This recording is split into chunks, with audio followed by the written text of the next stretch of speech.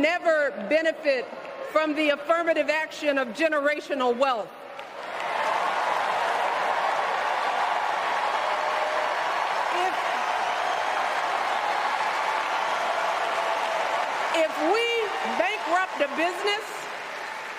If we bankrupt a business or choke in a crisis, we don't get a second, third, or fourth chance.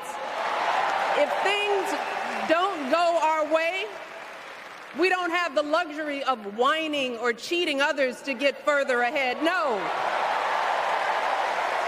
We don't get to change the rules so we always win. If we see a mountain in front of us, we don't expect there to be an escalator waiting to take us to the top. No.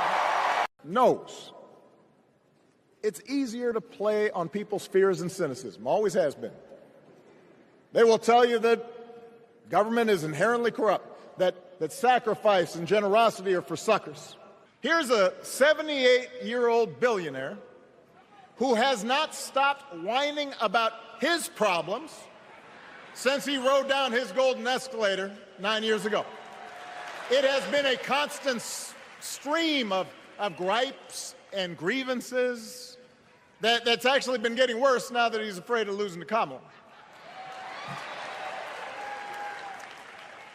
There's the childish nicknames, the crazy conspiracy theories, this weird obsession with crowd sizes.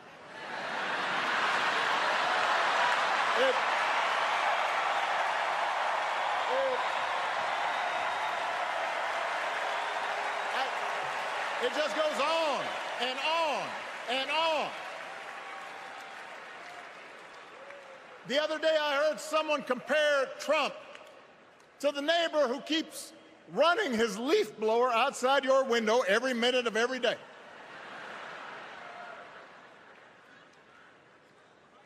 Now, from a neighbor, that's exhausting. From a president, it's just dangerous. I find that speak from the Obamas ironic, right? I wrote some of it down so I don't forget when I'm making this video. And some of the points I want to highlight is the fact that, you saw in the intro, in the middle, like the quick 11-second clip, Obama says that he accuses the other side of they need to run on fear. They need to run on fear. And in the next clip I show you, he tries to go and illustrate how dangerous Donald Trump is, right? Mock him, make fun of him. Like, you're essentially doing the same thing you're accusing Donald Trump of doing, and you're pretending that you're doing something better. Like, make it make sense.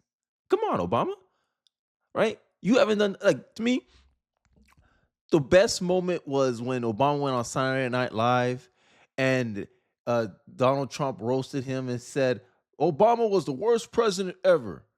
And then he dropped the mic and he said, at least I will go down as a president. And you remember that moment? Bro, come on. And it's so hilarious when Michelle, she brings about affirmative action of wealthy, rich people. And I always talk about how privilege is not based on your skin color. Privilege is based on what your parents are able to do in life and what they're able to provide for you in life. So technically, when she's doing this little stick of, oh, rich people, we are tired of the affirmative action of wealth. I'm like, well, that if you made a lot of money on Michelle, which you are, I think you're worth $70 million, pretending to be oppressed, you give your kids the best education possible. So technically, your kid is benefiting from your wealth, your influence, your last name. Those are advantages. Those are privileges. All your privileges come from your parents. How you look, right? Genetically, you inherit it from your parents. Like, this idea that we can give people privileges based on their race, affirmative action hires, right? DEI, right? We giving preferential treatment for someone because we believe they're oppressed. Because imagine if Obama's daughters go somewhere, let's say you didn't know they were the Obamas, but they're still worth $70 million. People will assume, oh, her test score's not as good, but we still will apply her to Harvard. We'll still let her in Yale because we need more representation. I always say this, right? And this is what gets a lot of black people mad, but it's true. The only people who benefited from affirmative action, the only kind of black people that benefit from affirmative action are people like Michelle Obama's daughters. Middle class, upper class, black people benefit the most from affirmative action. Period. Tell me I'm lying. But y'all want to pretend that black people can't do anything without affirmative action. When if you look through history, before affirmative action came in, there were black people in college. After affirmative action got instituted in college, the dropout rates for blacks increased. Oh, again, it's just because they're accepting more blacks. Or they're putting black people in a position to fail. But I digress. Let's check out this coverage from CNN. And you guys know it. You love him. Scott Jennings. And he came in with the fire in this clip. Let's take a look and then I'll give our response. In all these speeches, as good as they were, is that she's in the White House right now. Democrats have controlled the White House for 12 of the last 16 years. And for all of the talk about division and the problems in the country and people are hurting, Democrats have mostly controlled this country.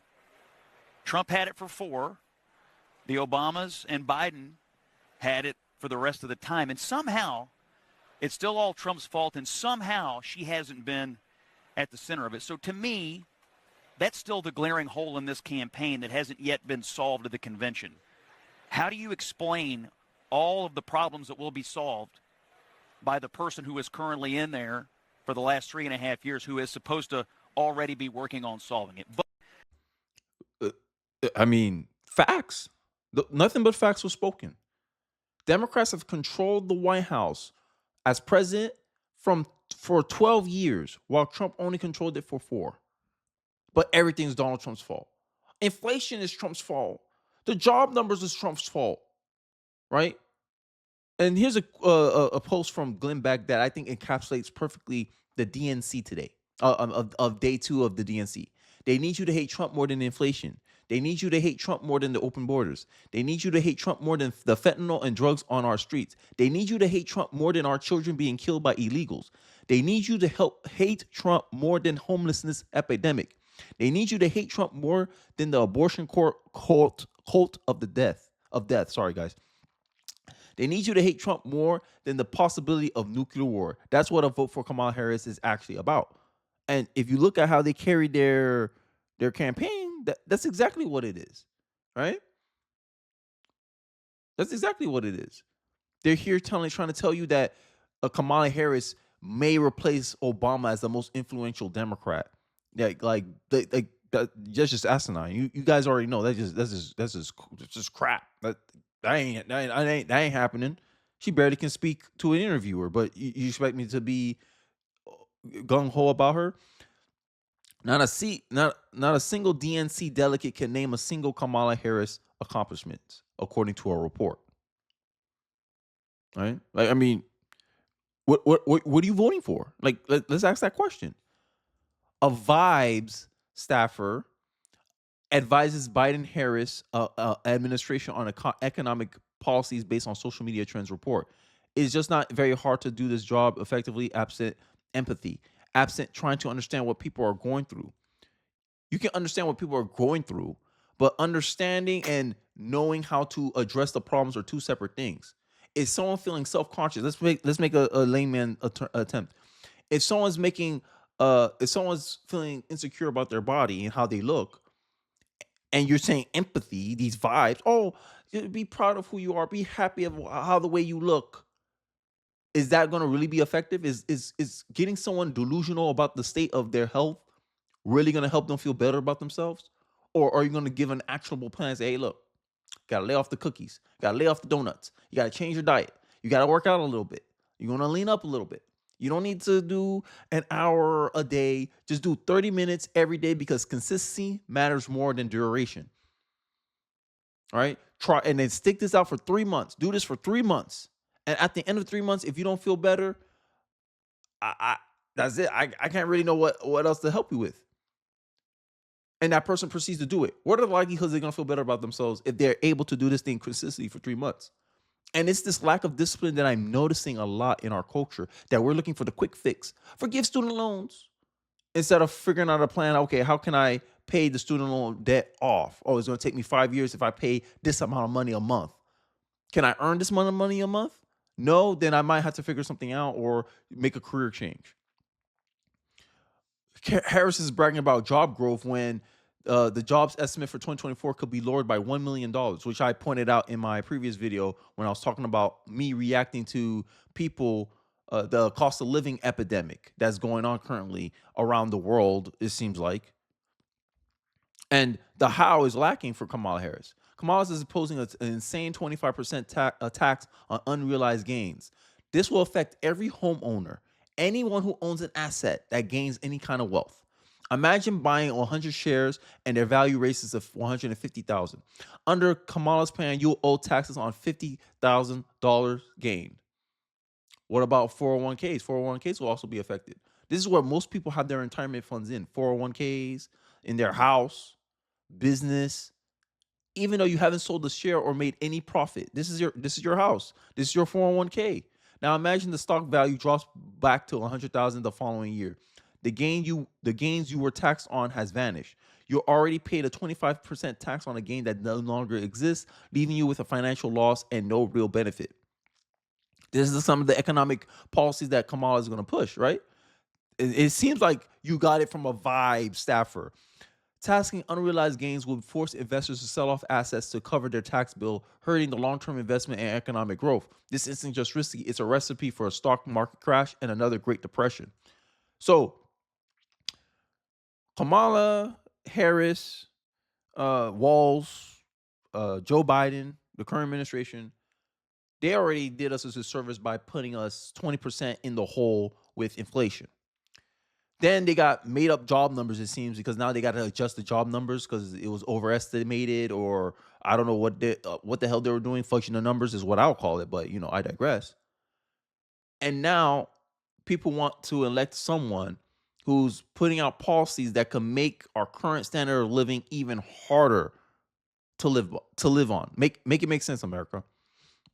And before I end off this video, what do you call when someone steals someone else's money secretly? Theft. What do you call when someone takes someone else's money openly by force? Robbery.